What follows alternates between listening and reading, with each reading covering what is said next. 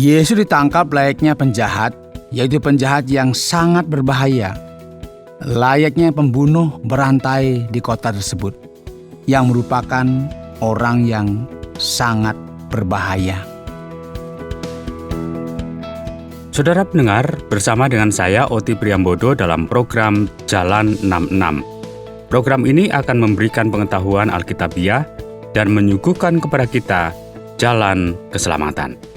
Kali ini kita akan masuk kepada pembahasan kitab Yohanes pasal yang ke-18 dan 19. Pak Yohanes akan memaparkan kepada kita dalam sebuah topik pencobaan dan kematian dari Sang Raja. Apakah akhir-akhir ini saudara merasa marah dengan ketidakadilan yang terjadi dalam masyarakat kita? Mengapa orang-orang memegang kekuasaan begitu memanfaatkan hal ini? Akankah hal ini membaik? Tetaplah bersama dengan kami dan kita akan mendengarkan bersama penjelasan ini. Dan akhirnya, silakan Anda sendiri yang akan mengambil kesimpulan. Mendengar yang dikasihi oleh Tuhan, mulai dari sekarang, segala sesuatunya akan semakin rumit saja akan disajikan dalam Injil Yohanes ini. Sejauh ini kita telah melihat bagaimana para murid telah dipersiapkan oleh Yesus untuk mampu mengatasi masalah yang akan mereka hadapi. Dari pasal 18 sampai selanjutnya, kita akan melihat bahwa hal ini akan terjadi. Firman Allah diawali dengan memberitahu kepada kita bahwa setelah Yesus selesai berdoa, keluarlah ia dari situ bersama-sama dengan murid-muridnya dan mereka pergi ke seberang sungai Kedron. Di situ ada suatu taman dan ia masuk ke taman itu bersama-sama dengan murid-muridnya.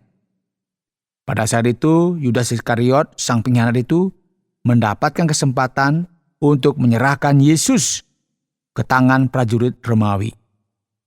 Firman Allah berkata, maka datanglah Yudas juga ke situ dengan sepasukan prajurit dan penjaga-penjaga bait Allah yang disuruh oleh imam-imam kepala dan orang-orang Farisi lengkap dengan lentera, suluh, dan senjata. Maka Yesus yang tahu semua yang akan menimpa dirinya, maju ke depan dan berkata kepada mereka, "Siapakah yang kamu cari?" Jawab mereka, "Yesus dari Nazaret." Pada saat ini, Yesus menyatakan dirinya. Yudas bersama-sama dengan mereka. Dan ketika Yesus maju ke depan, hal ini menyebabkan reaksi yang hebat yang mengakibatkan para prajurit tersebut jatuh ke tanah. Yesus maju sekali lagi dan melindungi para muridnya. Ia berkata, "Jika aku yang kamu cari, biarkanlah mereka ini pergi." Saudara, di sini firman Allah digenapi, dan mereka yang engkau serahkan kepadaku, tidak seorang pun yang kubiarkan binasa. Sebagaimana kita dapat lihat dari ayat 9 pasal ini. Nah, di sini kita akan melihat deskripsi dari reaksi Simon Petrus yang membawa pedang, menghunus pedang itu, meletakkannya kepada hamba imam besar dan memutuskan telinga kanannya. Nama hamba itu Malkus. Dalam kitab Lukas, saudara, kita melihat sebuah referensi yang menjelaskan bagaimana orang ini disembuhkan. Yesus kemudian memberitahu Petrus untuk menyarungkan pedangnya. Dan kini segala sesuatunya menjadi sangat kacau, saudara. Kini Yesus akan dibawa ke pengadilan, diadili oleh orang-orang Yahudi, namun pengadilan ini akan ditimpakan kepada bangsa Romawi karena merekalah yang menjajah daerah Palestina pada waktu itu. Di sini kita melihat seorang gubernur Romawi yang terkenal. Masih ingat namanya siapa? Ya, Pontius Pilatus. Kita bisa melihat bahwa pada awalnya Yesus dihadapkan kepada Hanas, seperti yang ditulis dalam ayat 13. Di sana dikatakan bahwa ia dibawa kepada Hanas yang merupakan mertua dari Kayafas. Dan di sana ia ditanyai mengenai apa yang telah ia lakukan terhadap orang Yahudi. Pada saat itu, firman Tuhan akan menyoroti dua hal. Ketika Yesus diinterogasi dengan berbagai pertanyaan, Firman Allah akan menuliskan kisah mengenai penyangkalan Petrus. Masih ingat ya ketika Petrus menyangkal? Tentu ya, kita semua tidak pernah lupa dan menjadi peringatan bagi kita untuk berhati-hati. Sebagaimana dituliskan di dalam Injil Matius dan Markus. Petrus yang tadinya berkata bahwa ia tidak akan menyangkali, justru kini menyangkali. Ia menunjukkan kelemahannya. Dan kita bisa melihat hal ini dengan jelas. Ditulis dalam ayat 15 sampai 18. Kemudian ayat 25 sampai 26. Bagian ini akan diakhiri dalam ayat 27 yang berkata, maka Petrus menyangkalnya pula dan ketika itu berkokoklah ayam. Pada saat bersamaan, Yesus mulai diadili. Imam besar mulai menanya Yesus. Yesus kemudian dengan jelas berkata bahwa ia selalu berbicara dengan terbuka dan mengajar di rumah ibadat. Jadi untuk apa lagi engkau menanyai aku? Ketika Yesus mengatakan hal itu, salah seorang pengawal menampar dia. Karena mungkin dianggap tidak beretika. Hal semacam ini tidaklah diperbolehkan dalam pengadilan yang benar. Yesus kemudian bertanya kepada imam besar ketika memberikan jawaban. Ia berkata, jikalau kataku itu benar, mengapakah engkau menampar aku? Setelah ini dalam ayat 24, Yesus dikirim ke Kayafas.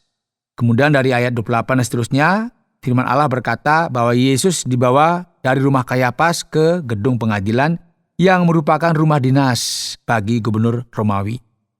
Jadi saudara, Yesus kini dihadapkan kepada gubernur Romawi yang terkenal dalam sejarah, yang kita sudah tahu pasti, yaitu Pontius Pilatus. Nah, di sini kita akan melihat tuduhan yang besar yang dituduhkan kepada Yesus. Yesus dibawa oleh orang sebangsanya, kaumnya sendiri, dan diserahkan ke tangan orang Romawi. Ini penjajah ya, dengan tuduhan bahwa ia ingin menjadi raja. Pada mulanya Pilatus tertarik dengan keadaan ini. Namun ia mulai menyadari bahwa ada sesuatu yang janggal terkait dengan kasus ini. Ambillah dia dan hakimilah dia menurut hukum Tauratmu. Namun orang yang di sana meminta supaya Yesus harus tetap dihakimi oleh Pilatus. Dihukum berdasarkan hukuman yang berlaku bagi bangsa Romawi. Pada mulanya, ya, Pilatus mulai menanya Yesus dan berkata, engkau inikah raja orang Yahudi? Pendengar yang dikasihi, menarik sekali kan? Yesus menjawab, apakah engkau katakan hal itu dari hatimu sendiri? Atau adakah orang lain yang mengatakannya kepadamu tentang aku? Kata Pilatus, apakah aku seorang Yahudi? Bangsamu sendiri dan imam-imam kepala yang telah menyerahkan engkau kepadaku. Apakah yang telah engkau perbuat? Jawab Yesus, kerajaanku bukan dari dunia ini. Jika kerajaanku dari dunia ini, pasti hamba-hambaku telah melawan supaya aku jangan diserahkan kepada orang Yahudi. Akan tetapi kerajaanku bukan dari sini. Saudara, menarik sekali jika kita amati bahwa Yesus merupakan sang raja yang sejati. Sekalipun demikian, kini ia berhadapan dengan seseorang yang merupakan wali dari seseorang raja yang amat berkuasa di dunia pada saat itu, yaitu kaisar dari kerajaan Romawi. Dan kini pertanyaannya adalah siapa sesungguhnya yang memiliki kuasa? Pilatus terkagum kepada Yesus dan berkata, jadi engkau adalah raja? Jawab Yesus, engkau mengatakan bahwa aku adalah raja. Untuk itulah aku lahir dan untuk itulah aku datang ke dalam dunia ini, supaya aku memberi kesaksian tentang kebenaran. Setiap orang yang berasal dari kebenaran mendengarkan suaraku. Kata Pilatus kepadanya, apakah kebenaran itu? Sesudah mengatakan demikian, keluarlah Pilatus mendapatkan orang-orang Yahudi dan berkata kepada mereka, aku tidak mendapati kesalahan apapun padanya. Akhirnya Pilatus membuat sebuah pengajuan. Siapa yang harus dibebaskan dalam perayaan Paskah? Ada sebuah kebiasaan untuk membebaskan seorang tawanan pada hari itu. Maukah kamu supaya aku membebaskan raja orang Yahudi bagimu? Namun orang banyak itu malahan memilih seorang penjahat yang kejam yang bernama Barabas sebagai ganti Yesus. Kemudian saudara, setelah ini pasal 19 akan berbicara mengenai apa yang terjadi dalam persidangan ini, di mana Yesus sang Raja dijatuhi hukuman mati untuk membayar dosa-dosa kita. Jadi mari kita memperhatikan hal ini terlebih lagi mengenai penghakiman dan hukuman mati bagi satu-satunya Raja yang sejati, yang dihukum oleh kekaisaran, oleh kerajaan manusia. Yesus sangat menderita sepanjang keadaan ini, saudara. Ia disiksa. Firman Allah berkata bahwa mereka mencambukinya, menampar wajahnya, memukul kepalanya, sebagaimana kita ketahui dalam tradisi yang berlaku pada saat itu. Pilatus sebenarnya juga menjelaskan bahwa orang ini tidak perlu dihukum. Namun firman Allah berkata bahwa penjaga-penjaga dan imam besar mulai berteriak-teriak berkata, "Salibkan dia, salibkan dia." Maka dengan ini Yesus akhirnya dijatuhi hukuman mati oleh pemerintah Romawi. Menarik sekali jika kita lihat di tengah segala sesuatu yang terjadi, Yesus berkata kepada Pilatus, "Engkau tidak mempunyai kuasa apapun terhadap aku, jikalau kuasa itu tidak diberikan kepadamu dari atas. Sebab itu dia yang menyerahkan aku kepadamu lebih besar dosanya." Jadi sebelum segala ketidakadilan ini terjadi, penghakiman yang aneh yang ditimpakan kepada Yesus, yaitu hukuman mati di kayu salib, di mana ia akan menyerahkan hidupnya, Yohanes menekankan dengan jelas bahwa ia ini adalah anak Allah. Melalui kematiannya, apa yang disampaikan oleh firman Allah menjadi sangat jelas. Firman Allah berkata, sesudah itu karena Yesus tahu bahwa segala sesuatu telah selesai, berkatalah ia, supaya genaplah yang tertulis dalam kitab suci, "Aku haus." Di situ ada suatu bekas penuh anggur asam. Maka mereka mencucukkan bunga karang yang telah dicelupkan dalam anggur asam pada sebatang hisop, lalu mengunjukkannya ke mulut Yesus. Sesudah Yesus meminum anggur asam itu, ia berkata, "Sudah selesai." Lalu ia menundukkan kepalanya dan menyerahkan nyawanya. Yesus tidak wafat layaknya orang lain. Ia menyerahkan nyawanya. Ya, ini Raja segala raja. Meskipun ia dihakimi oleh raja dari dunia ini, dihakimi oleh kerajaan manusia, yaitu kerajaan yang terbatas. Yesus menyatakan siapakah yang sebenarnya memegang kuasa, yang merupakan raja yang sejati. Dengan ini kita akan melihat bagaimana firman Allah menulis kepada kita mengenai pemakaman Yesus, yang bisa kita temukan di bagian akhir dari pasal 19 ini. Pemakamannya dilakukan dan didanai oleh seorang yang bernama Yusuf Arimatia, yang merupakan salah seorang murid yang mengikuti Yesus secara sembunyi-sembunyi. Firman Allah berkata, mereka mengambil mayat Yesus, mengapaininya dengan kain lenan, dan membubuhinya dengan rempah-rempah menurut adat orang Yahudi bila menguburkan mayat. Dekat tempat di mana Yesus disalibkan ada suatu taman, dan dalam taman itu ada suatu kubur baru yang di dalamnya belum pernah dimakamkan seseorang. Karena hari itu hari persiapan orang Yahudi, sedang kubur itu tidak jauh letaknya, maka mereka meletakkan mayat Yesus di situ. Para pendengar yang dikasihi, hal ini tentu membuat kita tertegun. Ini merupakan cerita akan ketidakadilan yang paling hebat di sepanjang sejarah. Setelah Yesus menyembuhkan begitu banyak orang, melakukan hal-hal yang luar biasa, melakukan banyak mujizat, pada akhirnya ia dihakimi dan dijatuhi hukuman mati, terlepas dari fakta sesungguhnya bahwa ia adalah raja dari segala raja. Hal ini terjadi karena Allah yang mengendalikan segala sesuatu. Karena raja ini datang ke dunia untuk membawa keselamatan bagi kita. Namun kita akan masuk terlebih lagi ke dalam detail dari bagian ini ketika kita masuk dalam bagian kesimpulan.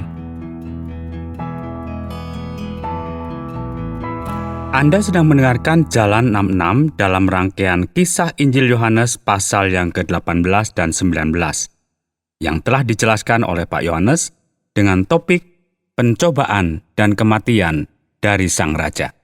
Terima kasih Pak Yohanes untuk penjelasannya. Saatnya kita akan masuk pada sesi tanya jawab. Setelah kita memperhatikan dalam kitab Yohanes pasal yang ke-18 dan 19. Ada sebuah pertanyaan yang perlu saya sampaikan kepada Pak Yohanes. Apa yang dilakukan oleh orang Romawi di tengah-tengah pengadilan yang dilakukan oleh orang-orang Yahudi ini, Pak Yohanes? Ya, Pak Oti, sebagaimana kita ketahui sedikit tentang pengadilan ini, ya. Bagaimana Yesus dijatuhi hukuman mati, dan ketika kita membaca Alkitab, kita akan melihat beberapa keraguan yang muncul. Bagaimana kita dapat memahami apa yang terjadi di sini? Mari kita ingat bersama bahwa pada saat itu, di dalam sejarah, tanah Israel merupakan sebuah provinsi dari Kekaisaran Romawi yang disebut dengan Palestina. Dengan kata lain, bangsa Romawi memimpin dan menjadi penguasa di daerah ini. Bangsa ini juga merupakan salah satu dari banyak bangsa yang mereka jajah. Oleh karena itu, secara administrasi politis, maka Romawilah yang melakukan semuanya ini. Jadi apa yang terjadi sebenarnya? Yang terjadi adalah para pemimpin agama Yahudi memiliki masalah tertentu dengan Yesus. Dan mereka mencoba untuk menyelesaikan masalah mereka dengan cara yang sah secara hukum. Pemerintah Romawi memberikan larangan kepada bangsa Yahudi untuk memberikan hukuman kepada seseorang ketika hal itu menyangkut hukuman mati. Jadi mereka ingin membuat Yesus ini seolah-olah menjadi musuh dan ancaman bagi Kekaisaran Romawi. Itu sebenarnya. Mereka mengatakan, lihatlah, ini Yesus yang ingin menjadi raja yang hendak menyaingi kekuasaan Kaisar. Dengan demikian, pemerintah Romawi harus melakukan sesuatu terkait dengan hal ini, dan inilah cara yang mereka lakukan untuk mempersalahkan Yesus dan menyerahkan dia ke tangan orang Romawi. Yang berikut kita lihat apa yang kita bisa katakan mengenai Pilatus. Siapakah orang ini? Sepertinya ia ini merupakan seorang yang ingin melakukan segala-galanya untuk menghindar dari keadaan. Ya, Pontius Pilatus merupakan wali negeri Romawi yang bertanggung jawab atas provinsi Palestina pada waktu itu. Ya, inilah yang kita sebut sebagai gubernur Romawi. Ia berkuasa pada tahun 26 sampai dengan tahun 36 di era Kristen. Jadi dialah yang bertanggung jawab atas segala urusan administrasi di daerah ini. Menarik sekali jika kita melihat bagaimana ia menjadi bingung karena ia terbiasa dengan orang barbar dalam dunia kuno, yaitu para penjahat yang kejam. Namun ketika ia berbicara kepada Yesus, ia menjadi bingung. Tidak butuh waktu yang lama untuk dia menyadari bahwa ada sesuatu yang berbeda mengenai pengadilan ini. Dan di tengah-tengah skenario ini, segala pertanyaan yang berkaitan dengan kuasa sedang diperbincangkan. Ia heran kepada Yesus dan menyadari bahwa semua alasan dibalik penyerahan Yesus oleh para imam-imam ini merupakan sesuatu yang berbeda. Sehingga ia mencoba mengembalikan Yesus kepada mereka untuk dihakimi sesuai dengan tradisi agama Yahudi.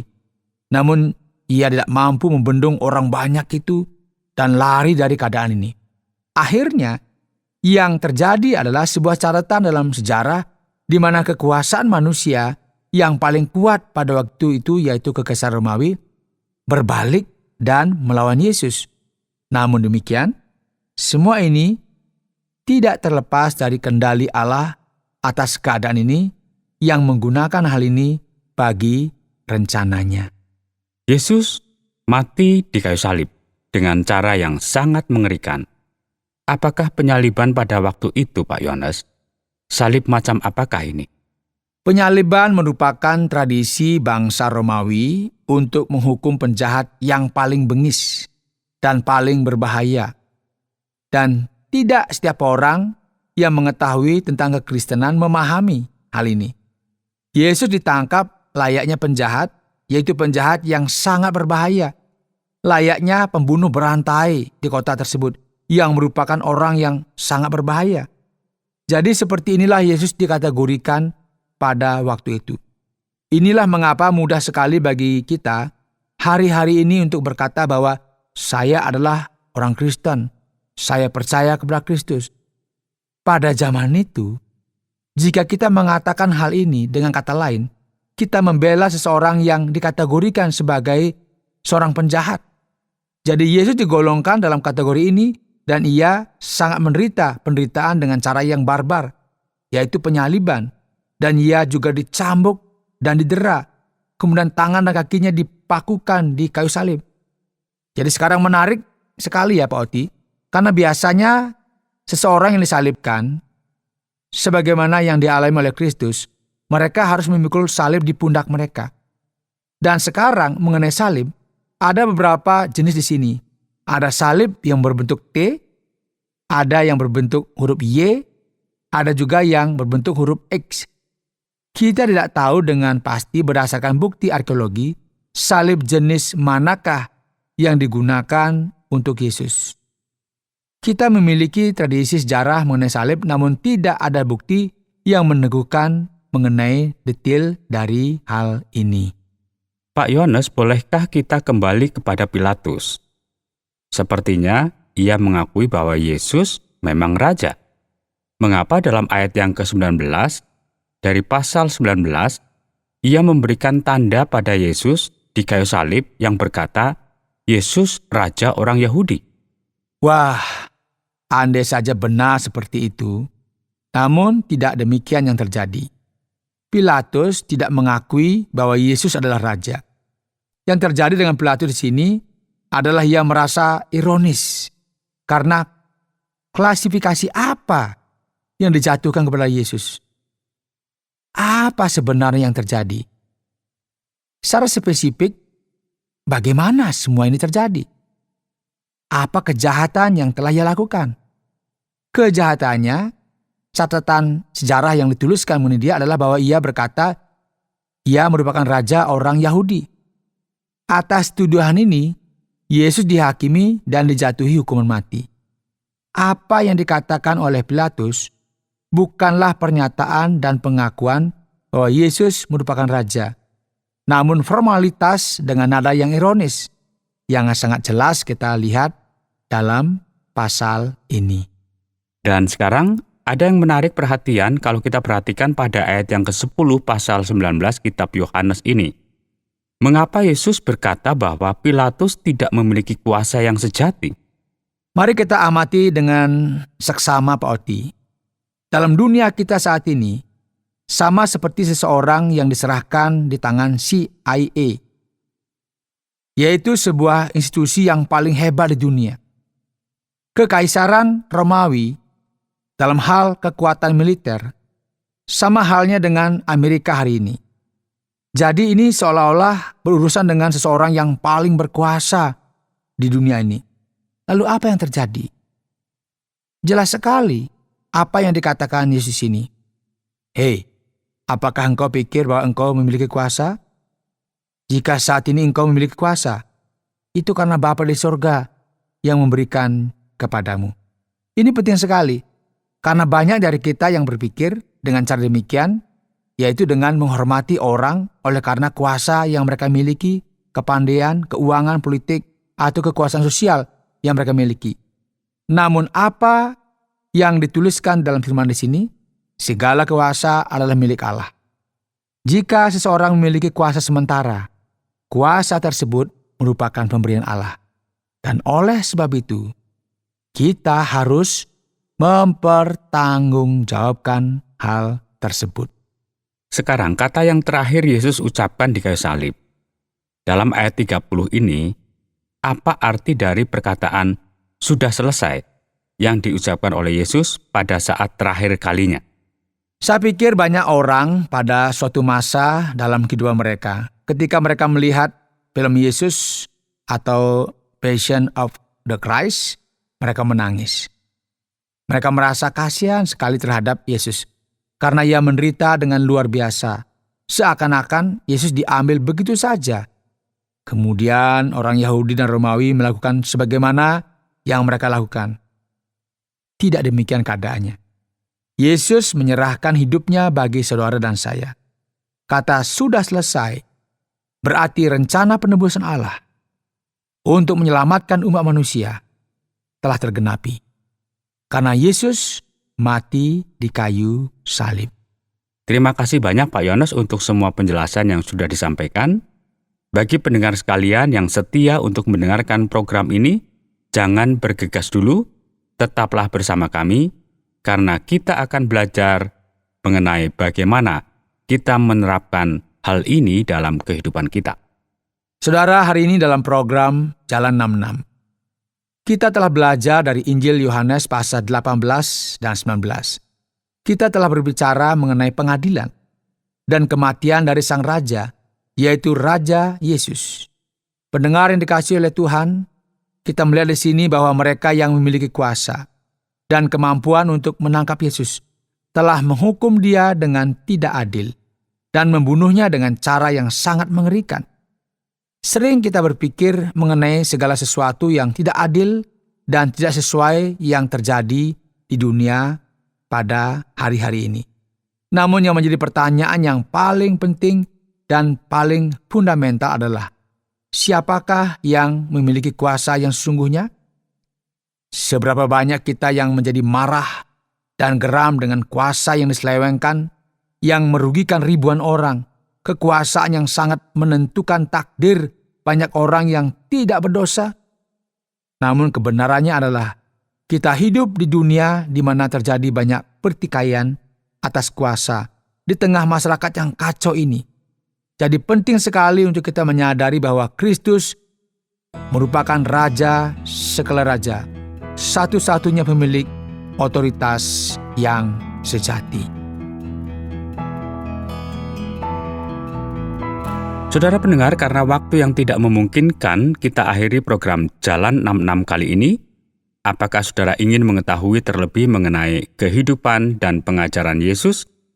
Kami menantikan Anda untuk tetap mengikuti pelajaran berikutnya dalam lanjutan pembelajaran tentang apa yang diajarkan oleh Yesus Kristus kepada kita. Saudara, program Jalan 66 mengundang Anda untuk terus bersama dalam seri pembelajaran Alkitab yang memberikan pelajaran menyeluruh tentang firman Tuhan.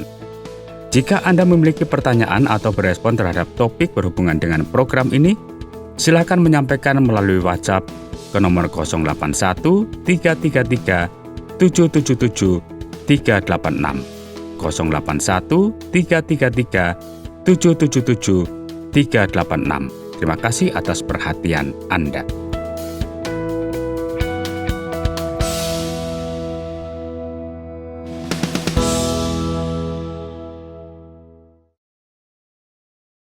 Terima kasih Anda sudah mengikuti program kami. Jika Anda diberkati, jangan lupa like, komen, dan share supaya Anda tidak ketinggalan setiap program terbaru kami.